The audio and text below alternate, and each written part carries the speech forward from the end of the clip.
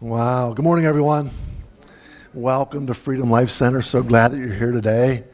Hey, today, Michelle and Brock and Luke are all sick, and so let's hear it for the band. They put it together, though, didn't they? Thanks to Karen, Amy, and Tony. In a pinch, they came in early this morning, and we're practicing this morning, getting ready for today, and just so thankful that you guys are able to whip it up so fast like that, right? No, good job. Yeah, there's still some people that are out sick, and so we want to pray for them. Their continued recovery from whatever ails them. But listen, so glad that you're here today. Hey, quick announcement. So holiday this week, of course. I don't know if you all get off like I do. It's my birthday this week, so cheers. And then Maria's the week after that. And my friend Mac is January 20th, huh, Mac? Mac's going to be 50, what Mac would you tell us? Something like that, yeah. Hey, but listen, on Mac's birthday, January 20th, Mac won't be there, but we have a men's get-together. Pete, you're going to send out a text about that and just inform everybody time and place and any details, right? You'll take care of that? So be looking for a text. If you are not, if you don't get texts from Pete, on men's things, let him know, and he'll add that to his list, okay? And then one final announcement is today. Well, first off, yesterday I want to thank the guys for helping. We took down the nativity scene yesterday, got in the truck, took it back to Finleyville, and got it all tucked away for another year. So thanks for the guys coming out to do that. Today we're going to wrap up the rest of this stuff. It won't take long at all. If you have the time, stay around just for maybe a half hour. Gigi's going to head that up. I told her she doesn't have to do anything. She just be the boss. That's all she gets to do. She gets to tell people what to do. All right, Gigi? You can do that. We'll all do the work. But you can stay around for a half hour or so. We'll just kind of take the decorations off the tree, box them up, and we put them up in the attic up there, okay? All right, that's it. I think that's for the announcement. So let's start with our message today. So we've been making a transition with our sound system, our computer system, stuff like that. And so Amy's been doing a great job in transitioning. I had a couple of videos that I wanted to show this morning, but we need some different programs to do that. So I'll just tell the story rather than worry about the video. So today we're continue or actually start our series on faith. And today I want to talk about how faith thinks. In 1961, JFK gave a very famous speech. And in that speech, he said that America was going to go to the moon in 1961. He said this: "We choose to go to the moon not because it's easy, but because it's hard." Now, at the time of this speech in 1961, that he talked about going to the moon, America had no technology necessary to go to the moon, to get there. They didn't have rockets. They had no astronauts. They had no spacesuits, no spacecraft. They had no public support. 58% of Americans were against the space program. They didn't have a staff. They didn't have engineers. Get this. Do you know what the average age of NASA's frontline employees were during the space program? I mean, engineers, mission control, astronauts. In 1969, when they finally got to the moon, the average age of a NASA employee, wait for it, was 26 years old. Can you believe that? 26 years old. That means, listen to this, that means when, in 1961, when President Kennedy made this speech, kind of do the math, that means that most of the people in 1961 that put people, during that decade, that put people on the moon, when he gave that speech, were in high school. Were in high school. Now, there was no evidence, there were no pieces of the puzzle that they just had to arrange. Do you follow what I'm saying? This was a huge step, a huge leap of faith. And by 1969, a bunch of 26-year-olds, many of them who were working their very first job.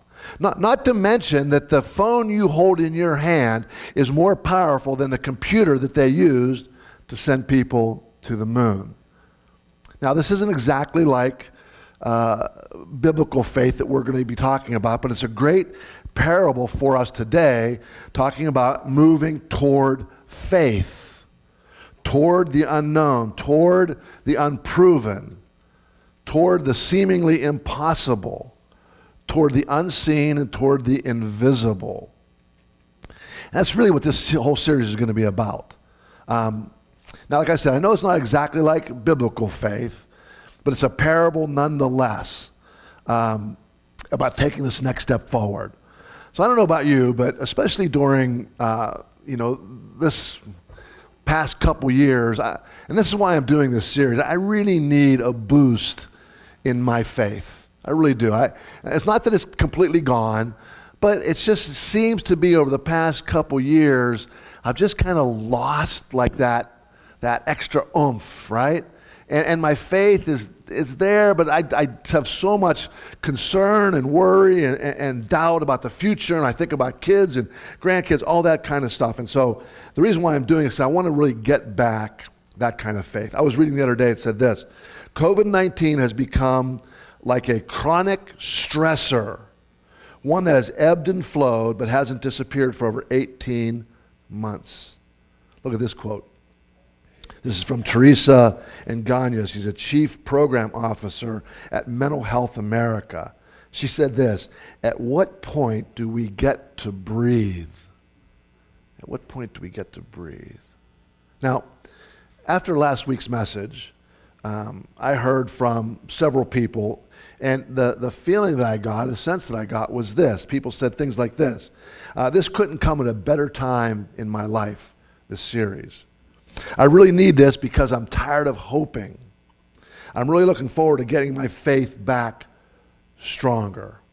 So in Hebrews chapter 11, we're looking at this amazing, epic, poetic chapter of the Bible. Now, let me just say that part of getting out of the funk that we may find ourselves in, and I can't stress this enough, okay, listen. You can't just hear something good and expect something good just to change you. Isn't that right? I mean, you can't just listen to something. And that's really kind of what this really, it's always about on Sunday mornings with a sermon. You have to take what you hear and you have to kind of digest it. We always talk about ruminating, right?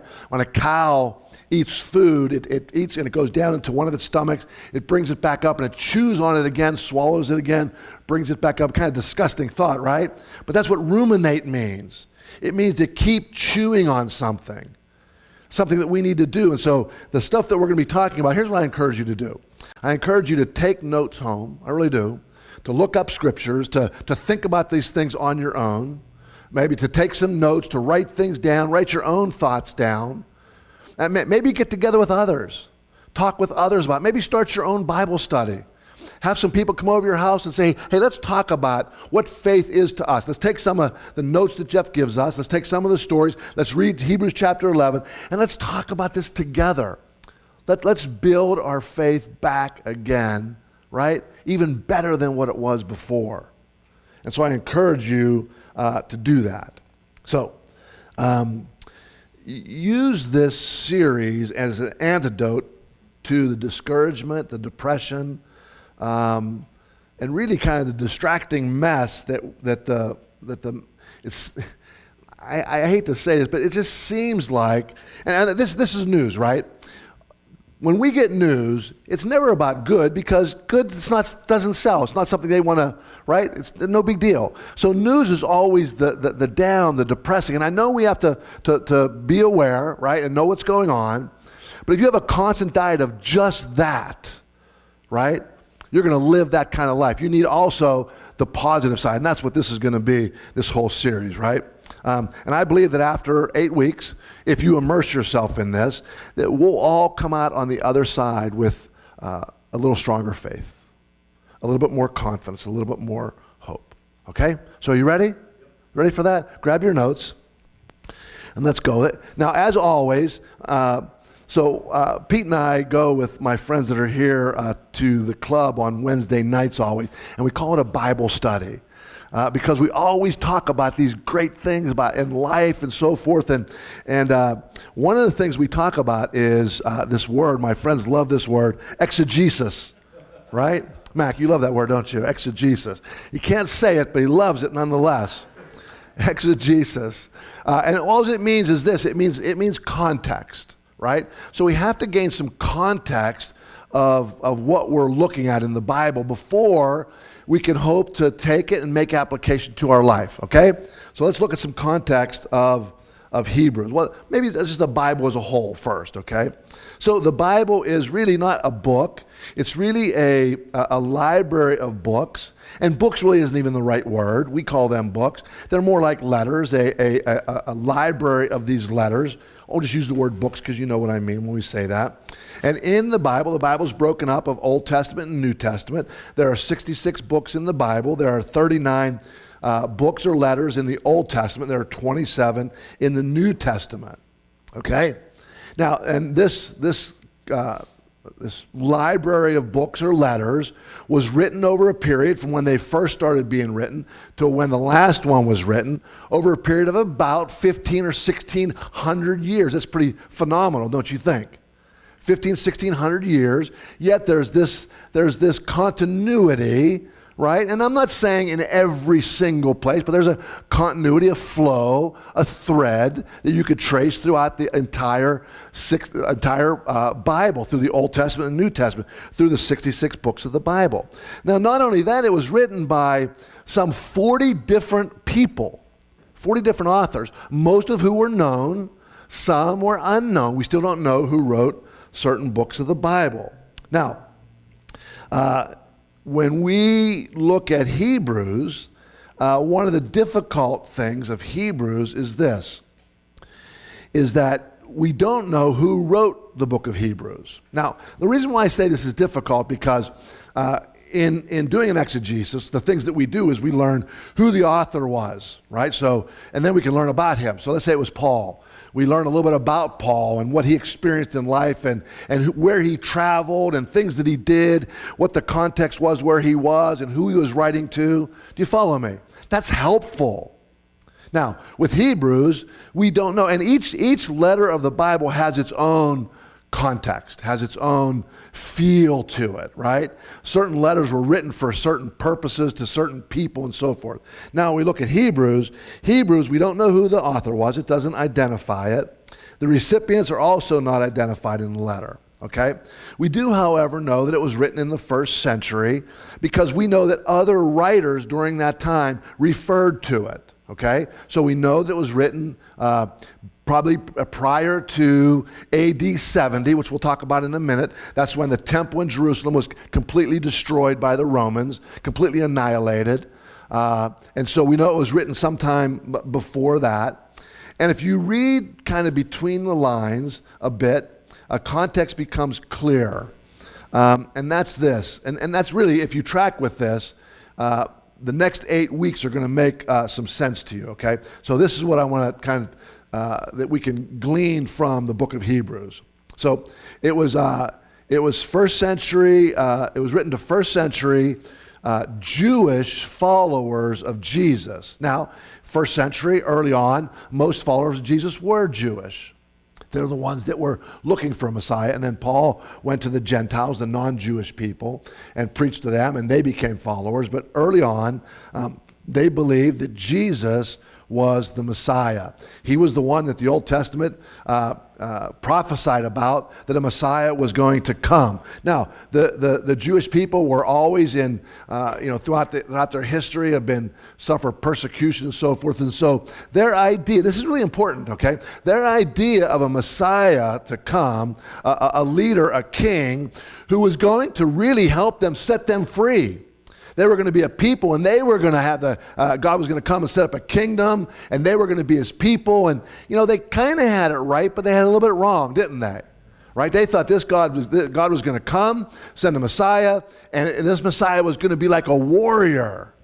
That's why when Judas Maccabeus, I don't know if you've ever heard of the Maccabees, there are other books of the Bible, the Maccabees, Judas Maccabeus came and entered the temple. They thought, this is it. And he came like a warrior king. And when he entered in Jerusalem, he entered in a different place than what Jesus entered in. He came on a horse to conquer Judas Maccabeus, but Jesus came on a donkey. That's another story, right? But these things are important to know to get context in this.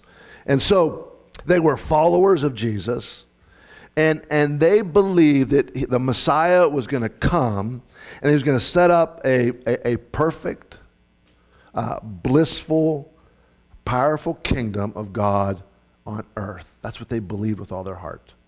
And that's what they were waiting for. But it was taking a long time. In fact, things seemed to be getting worse and worse instead of better for them. So bad, now listen, it was getting so bad after a time that they considered going back, returning back. Now remember, they were Jewish followers, and so they came from the temple, and they kind of left the temple to follow Jesus, and they considered going back to the kind of Judaism that was based in Jerusalem. Now you might ask yourself, why would they go back? Why would they do that? I want you to imagine something with me for a minute. Imagine the most maybe beautiful, inspiring building that you have personally ever seen. Maybe you think of something like the White House or the Capitol building or the Eiffel Tower or the Taj Mahal, whatever. Think of a beautiful, beautiful building. Well, for many people in first century, for most people in first century, that building would have been the temple in Jerusalem. Now I have a picture of that, hopefully. Put that picture up there. Did you have that? Whoever's back there on the computer? Maybe not, but the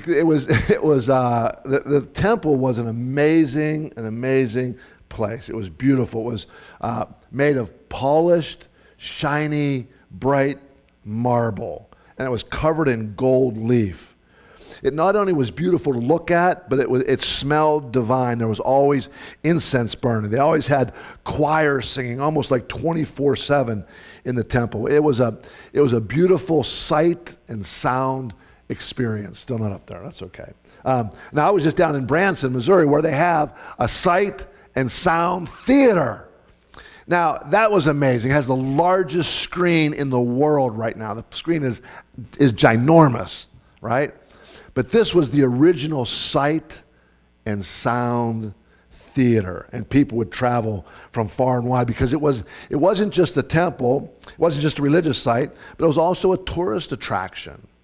It was the national capital. So maybe we can say it like this: imagine a religious site like the Vatican, a tourist attraction like the Eiffel Tower, and the national capital like the Capitol building, all wrapped up into one building. That was the temple in Jerusalem. Now, this small band of Jesus followers had left that. You get a feel for that? They left all of that. It was everything to follow this really kind of nobody, to follow Jesus. Now, you have to understand, when Jesus died and was resurrected and said he's going to come back, do you know what they thought? They thought he's coming back like next Thursday.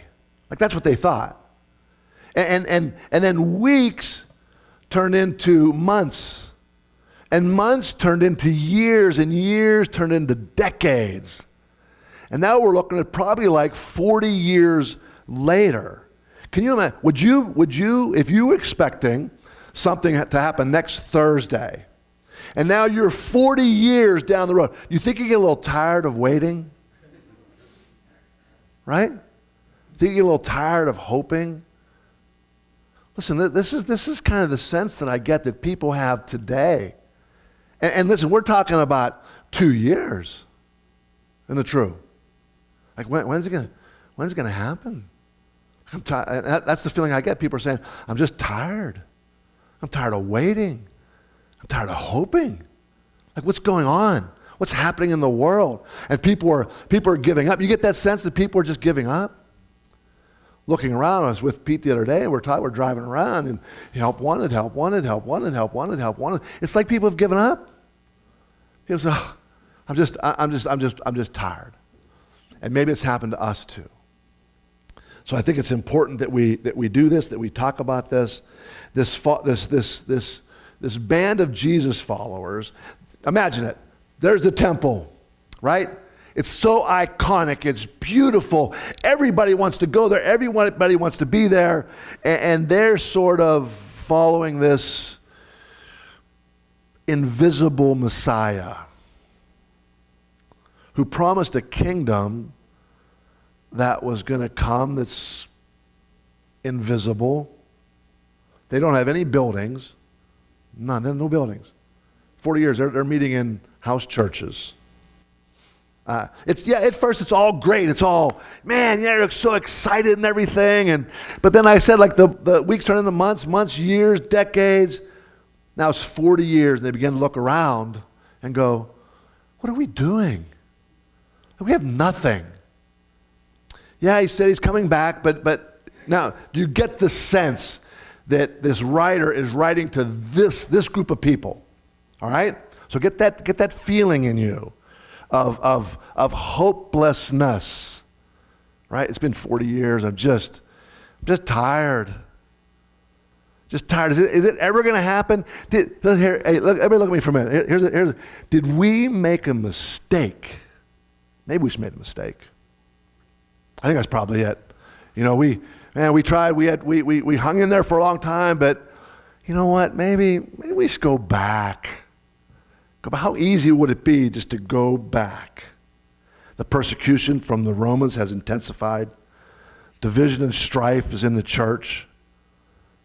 Maybe we just got it all wrong. Now, we know from history, like I said before, that Rome completely destroyed the temple in 70 AD. And that wasn't long after this letter was written, right? This letter was written around, well, they're not exactly sure, but maybe around 40 or 50, scholars get the idea. It was written around then, 40, 50 AD, so not too many years after the temple was destroyed.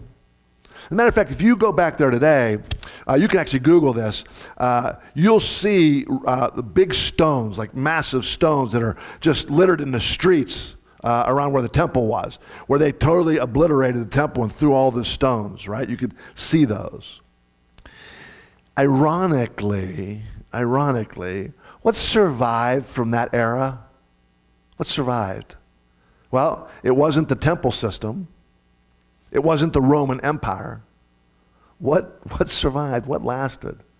That little movement, that little band of Jesus followers that had no buildings, no temples, no spectacle. It survived. So, it didn't look very promising for them. But here's what the writer was saying. Basically this.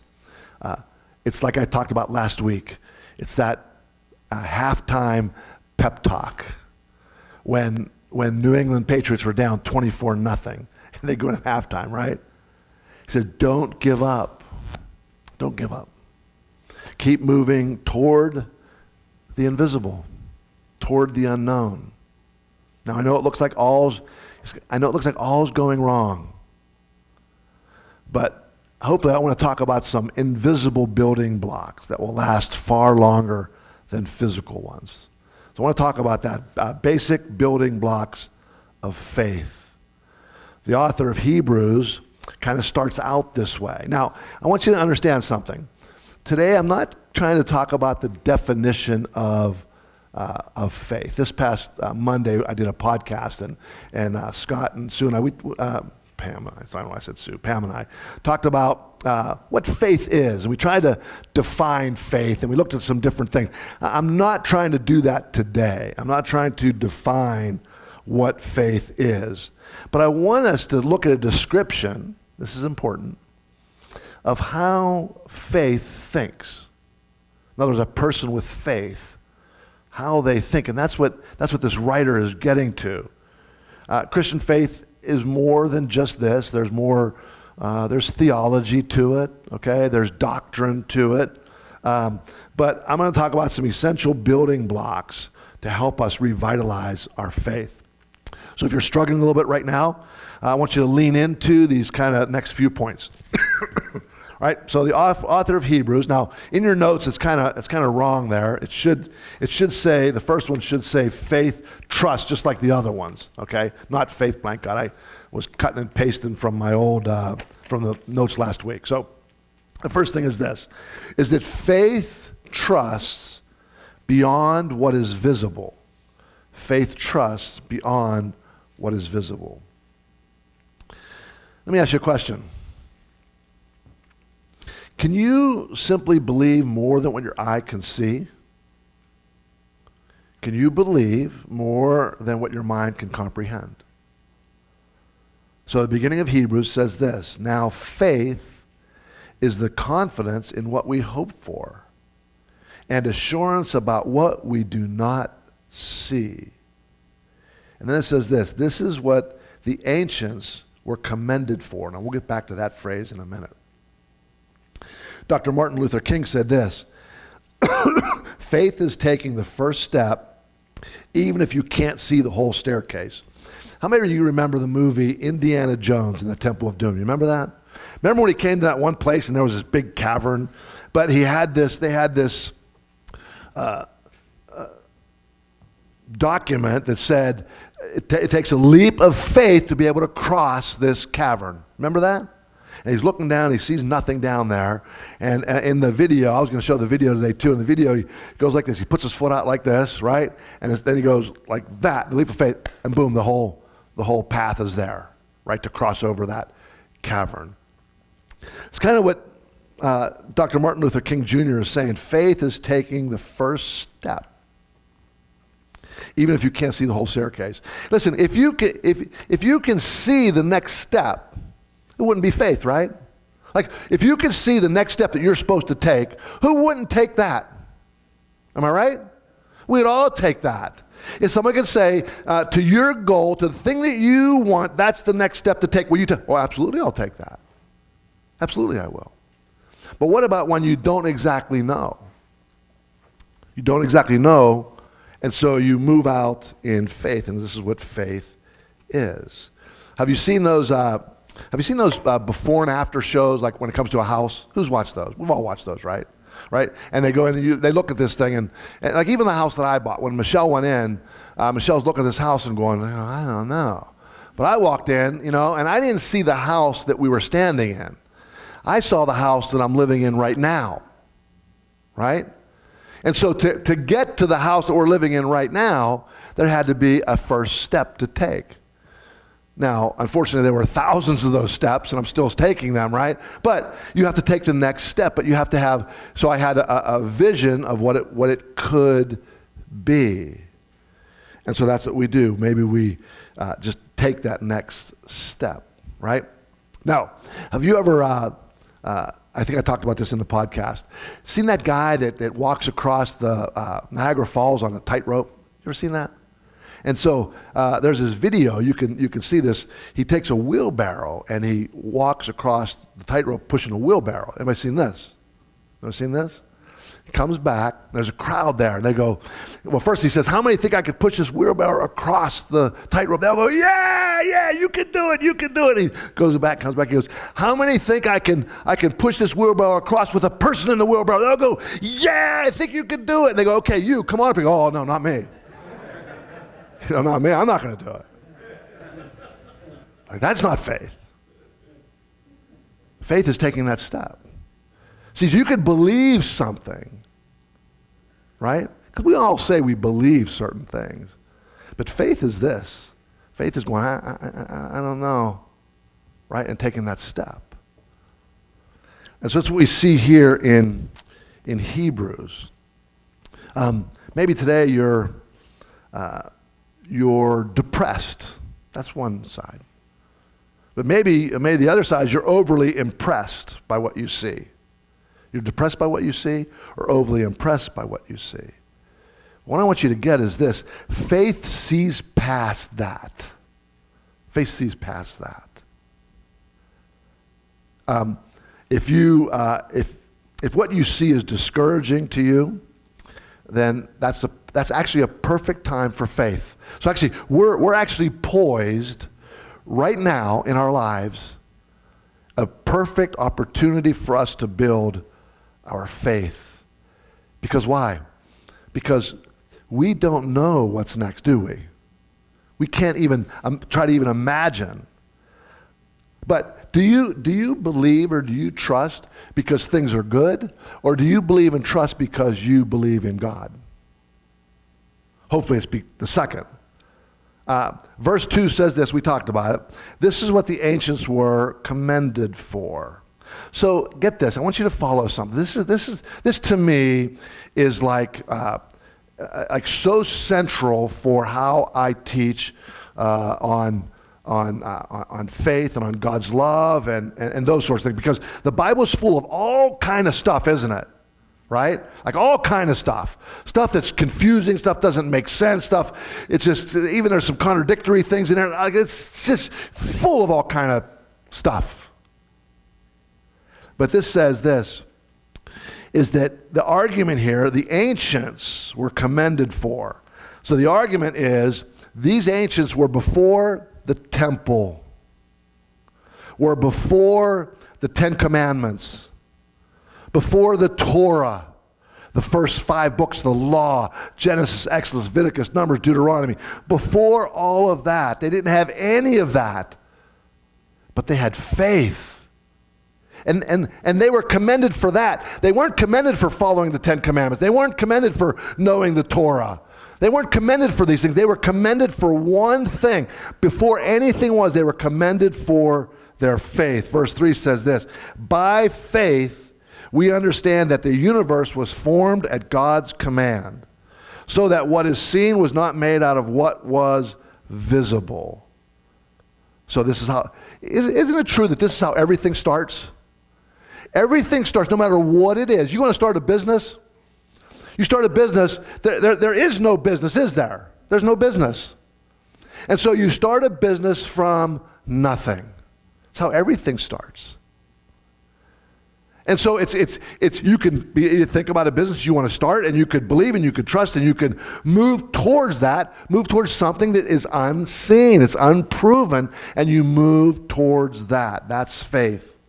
Faith sees beyond what is visible to what is possible because of what God sees. Number 2, faith trusts God is real, that God is real, that there is a God.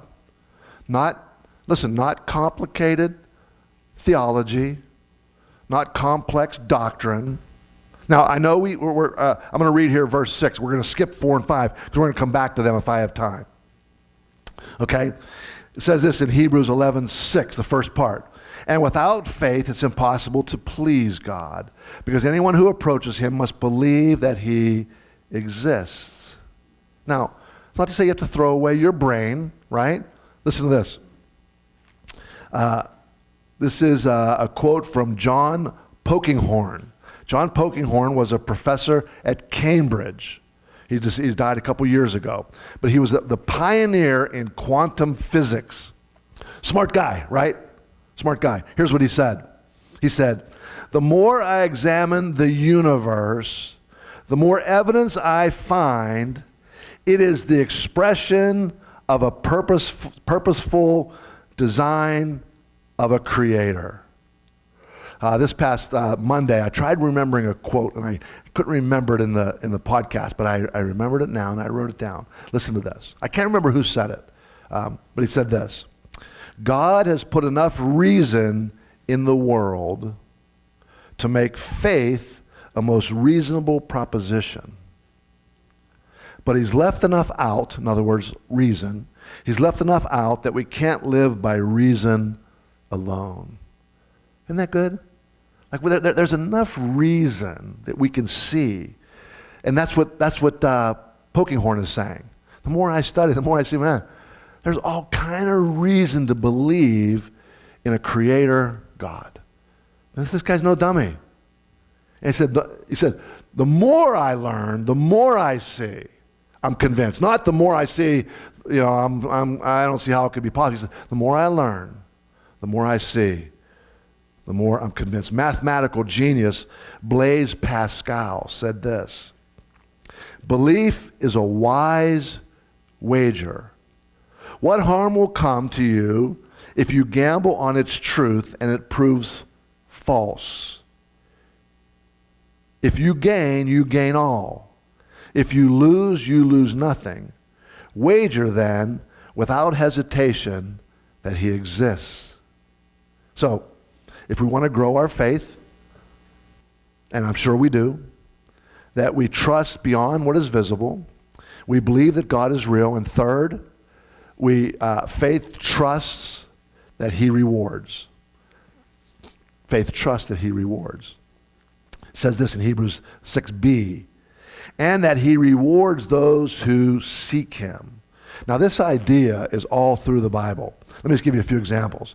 1 Chronicles 28:9 says this, if you seek God, he'll be found by you. Proverbs 8:17 says this, those who seek me find me. Luke 11:10, Jesus said this, everyone who seeks finds. So this is what I get out of this. Are you a seeker or are you a cynic? Because here's why I ask that. Because you will find what you're looking for. Isn't that true? You'll find what you're looking for. So Pete and I have been talking a lot about, kind of lately, we've been looking at different things and talking about health and, talking about different vitamin supplements. And so if you look for what vitamin supplements to take for whatever reason, you'll find that, won't you? But if you Google, matter of fact, let me tell you a story. There was a woman who was with her daughters, and husband and wife with their daughters, and her daughters started telling this story, this kind of horror story. And this woman, she is one who listens to things like that. And she gets very fearful, and she laid in bed that night, and she goes, "I'm never going to be asleep," because she was so afraid from the story. So guess what she did? She Googled this story that they told her and about why it was an urban myth. And so she looked and she saw all this stuff. Well, it's an urban myth. Oh, I knew it. And she slept like a baby. Next morning she got up and she thought, do some more research. So she looked about why this is true. And then she looked and found all this reason why it was true and went, oh my gosh, it is true. Right? You find what you're looking for. So faith steps out. You'll find what you're looking for. Are you a cynic? Are you looking for the reasons why not? Or are you one who believes that God rewards? I'm not talking about with, physical possessions. No, I'm talking about if you're lonely, you're depressed. You seek God. You seek God for his comfort. You seek God for his mercy, his kindness. He assures us that that's what you'll find. You'll find that. And he wants us to seek him, to believe that he is. So faith trusts beyond what is visible. Faith trusts that God is real. And faith trusts that God rewards. So faith isn't just living like, or believing it's true, but faith is living like it's true. In other words, if you sum all this up, trusting God enough to take the next step. That's what faith is. Trusting him enough to take the next step. I want to try to wrap this up. Let me give you 5 or 10 more minutes, about 5 till. All right? So I skipped verses 4 and 5. Let's look at them now. Because some of them are, they're deep. I wanted to read some passages out of this book that my friend Jamie gave me. This is amazing. It's called Love, Medicine, and Miracles.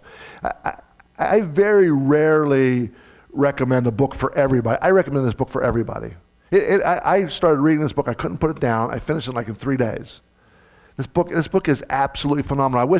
I kind of wish I would have had it back when I did the other series. But there's one part in here talking about our healing in our body. Remember last week I said that oftentimes faith is the tipping point. Do you remember that? Faith is the tipping point. This book, man, it just like confirms everything that I've been looking at and reading and everything, right? Talking about healing. It's love, medicine, and miracles. Doctors don't call them miracles. They call them spontaneous remission. They don't like that word miracle. But the church likes that word miracle because it's something that they don't participate in, that God just does. I think it's so much more. God desires us to be be participants with him in our life and in this world and everything. And faith is the tipping point. One says this, it says to begin that true healing, each of us must take a leap of faith. And it's described by this French poet who wrote this: come to the edge. No, we will fall. Come to the edge. No, we will fall. They came to the edge. He pushed them and they flew. So there's this something about faith, something about this, even in our body, that we are not just a physical body. We are body, we are mind, we are soul, we are spirit. Soul and mind, I think, are one. We are spirit, right? All of this comes together. He talks about in here how doctors oftentimes they look at they like diseases. They look at diseases, and this disease has a person. He said what we need to do is look holistically and say, no, this is a person. This is a whole human being, right? Body, soul, and spirit that happens to have this disease. And what they're finding is a lot of times these diseases are caused a lot of times, right, by, now there's a lot of factors, but a lot of it has to do with how we think. It's amazing. You should get this book. Matter of fact, on the back, let's see what it says this. This was by Ann Landers. She said, run, don't walk to the nearest bookstore and get this amazing book that explains how you can think yourself sick or well. Every family should have a copy of this. It can be a lifesaver. And I agree with her.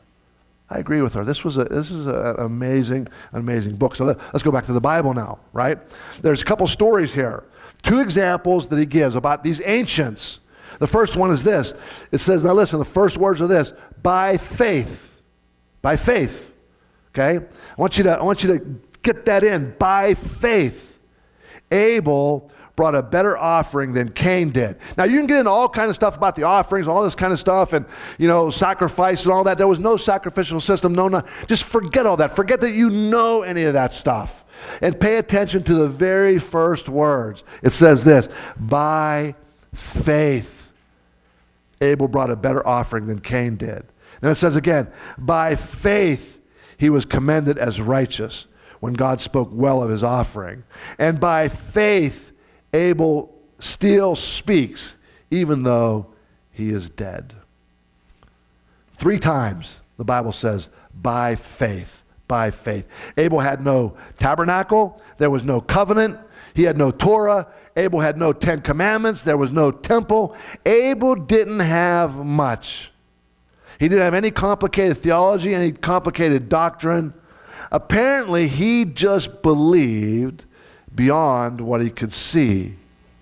He had faith that God was real, and he had faith that God rewards those who seek him. So, by faith, he gave an offering to God, and God accepted it. Now, here's what I want you to understand. He made this, and it was accepted by God by faith, not some ritualistic system, because some people will try to teach that. They'll try to say, well, this was the start of the sacrificial system and all this kind of. No, there was nothing. There was nothing like that. It was not by his works. Abel simply had faith. And he had faith that God would reward that faith. I think the point that the author's trying to make is this, and this is what I go back to. It has always been, and it always will be, about faith. And so this message that I teach, that I've taught for 12 years now, this isn't some new thing. This isn't some, God's grace and by faith alone. It is all, did you see it? It has always been this way. So the question is, why all the other stuff? We can talk about that sometime. Why do you get into all this kind of stuff? It's mostly because of us. It's mostly because of man, right? And that says this. Well, let me go back. So, no, I need to go on. Okay, it's 11:01. Okay, let's go on to the next one. This is really good too. And this is about Enoch. It says, by faith, Enoch was taken from this life so that he did not experience death. If you have notes, what are underlined, by faith. He could not be found because God had taken him away. Before he was taken, he was commended as one who pleased God. How did he please God?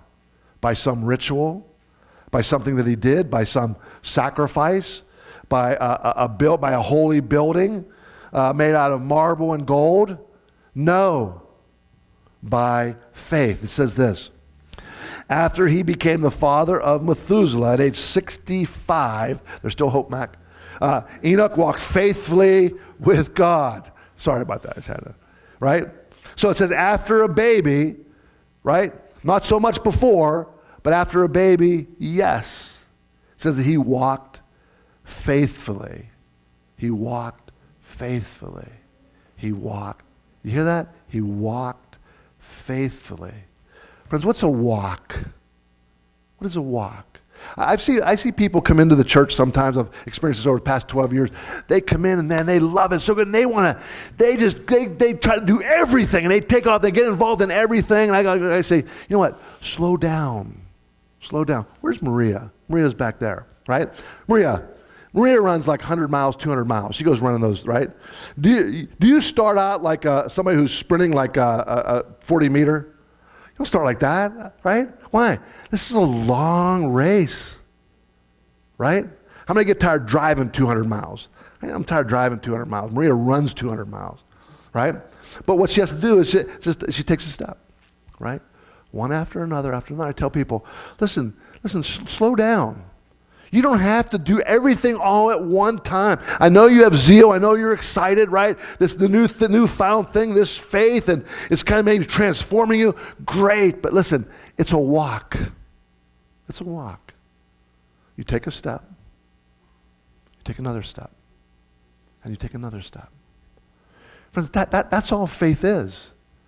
Faith is that we keep walk, even when, and that's, go back to the Hebrews, right? That's what he's getting at. He's saying, listen, don't worry about the temple system. Don't worry about all this kind of stuff. Let me tell you about Abel. Let me tell you about Enoch. Let me tell you about these guys. Friends, it was by faith. It was by faith. Not by what they could see. It was invisible. They just had the faith. They believed that there was a God. They believed. And they believed that God reward them for seeking him. And this is what we're going to be talking about. Ask yourself this. Now, just to kind of as we go forward. What's right where I'm at today, where you are, your own person, because we're all in different places. Ask yourself this. What's my next step of faith? What's my next step? Because it's going to look different for all of us. It's not going to be the same. It's all going to be different. Only you can answer that. And it's not like it's probably not going to just jump in your mind. It's going to take some time to think about it. Where am I now? Where am I now with my faith? What do I believe?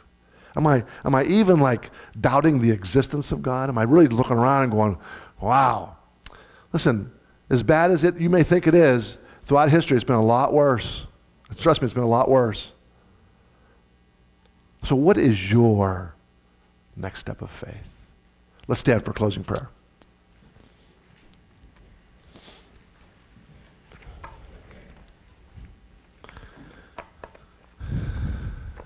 Father, we thank you that this amazing compilation of letters that has been compiled over centuries, and it's lasted.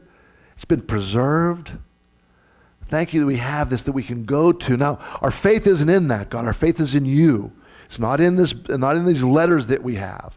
These letters help us, give us guidance and insight into our faith walk with you. That's all. It's not something special. It's not magical.